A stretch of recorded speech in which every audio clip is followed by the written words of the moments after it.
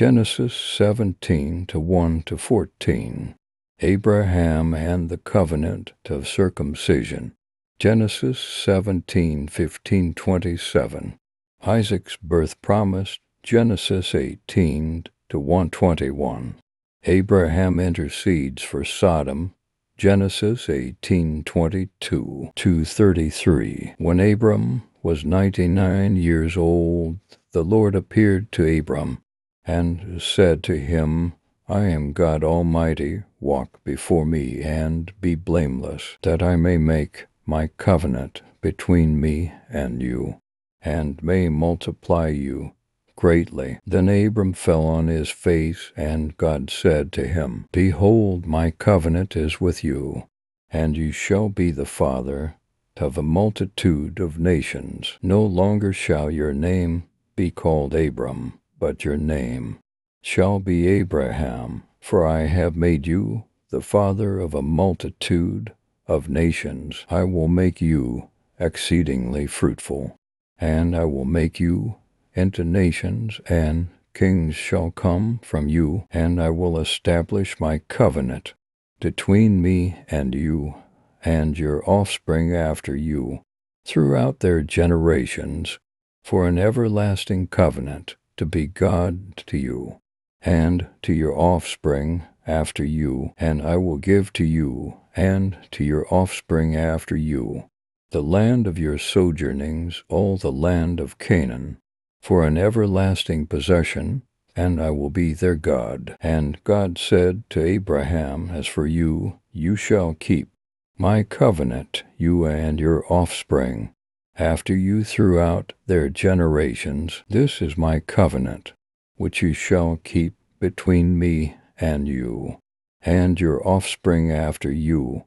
Every male among you shall be circumcised. You shall be circumcised in the flesh of your foreskins, and it shall be a sign of the covenant between me and you. He who is 8 days old among you shall be circumcised, every male throughout your generations, whether born in your house or bought with your money from any foreigner, who is not of your offspring. Both he who is born in your house and he who is bought with your money shall surely be circumcised. So shall my covenant be in your flesh, an everlasting covenant. Any uncircumcised male who is not circumcised in the flesh of his foreskin shall be cut off from his people. He has broken my covenant. Isaac's birth promised. Genesis 17:15. And God said to Abraham, As for Sarai your wife, you shall not call her name Sarai, but Sarah shall be her name. I will bless her, and moreover, I will give you a son by her. I will bless her, and she shall become nations. Kings of peoples shall come from her. Then Abraham fell on his face and laughed, and said to himself, Shall a child be born to a man who is 100 years old? Shall Sarah, who is 90 years old, bear a child? And Abraham said to God, O that Ishmael might live before you. God said, No, but Sarah, your wife, shall bear you a son, and you shall call his name Isaac. I will establish my covenant with him as an everlasting covenant for his offspring after him. As for Ishmael, I have heard you. Behold, I have blessed him, and will make him fruitful and multiply him greatly. He shall father 12 princes, and I will make him into a great nation. But I will establish my covenant with Isaac, whom Sarah shall bear to you at this time next year. When he had finished talking with him, God went up from Abraham. Then Abraham took Ishmael, his son, and all those born in his house or bought with his money, every male among the men of Abraham's house, and he circumcised the flesh of their foreskins that very day, as God had said to him. Abraham was 99 years old when he was circumcised, and the flesh of his foreskin, and Ishmael his son was 13 years old when he was circumcised, and the flesh of his foreskin. That very day Abraham and his son Ishmael were circumcised, and all the men of his house, those born in the house and those bought with money from a foreigner, were circumcised with him. Genesis 18:1.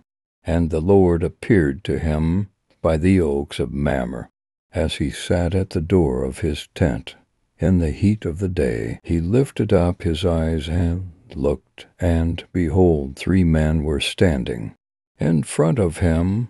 When he saw them, he ran from the tent door to meet them and bowed himself to the earth. Lord, if I have found favor in your sight, do not pass by your servant. Let a little water be brought, and wash your feet, and rest yourselves under the tree, while I bring a morsel of bread, that you may refresh yourselves, and after that you may pass on, since you have come to your servant. So they said, do as you have said. And Abraham went quickly into the tent to Sarah and said, quick, 3 seahs of fine flour, knead it, and make cakes. Then he took curds and milk, and the calf that he had prepared, and set it before them, and he stood by them under the tree while they ate. They said to him, where is Sarah,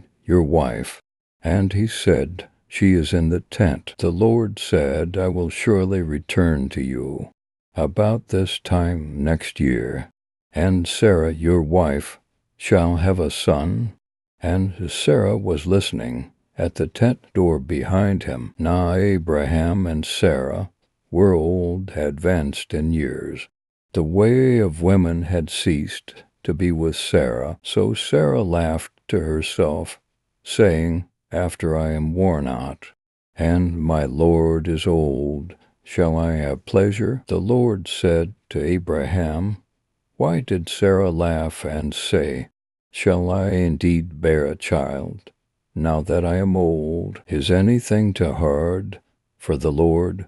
At the appointed time I will return to you about this time next year, and Sarah shall have a son. But Sarah denied it, saying, I did not laugh, for she was afraid. He said, no, but you did laugh. Then the men set out from there, and they looked down toward Sodom, and Abraham went with them to set them on their way. The Lord said, shall I hide from Abraham what I am about to do, seeing that Abraham shall surely become a great and mighty nation, and all the nations of the earth shall be blessed in him? For I have chosen him, that he make a man his children, and his household after him, to keep the way of the Lord by doing righteousness and justice, so that the Lord may bring to Abraham what he has promised him. Then the Lord said, because the outcry against Sodom and Gomorrah is great, and their sin is very grave, I will go down to see whether they have done altogether according to the outcry that has come to me, and if not, I will know. Abraham intercedes for Sodom.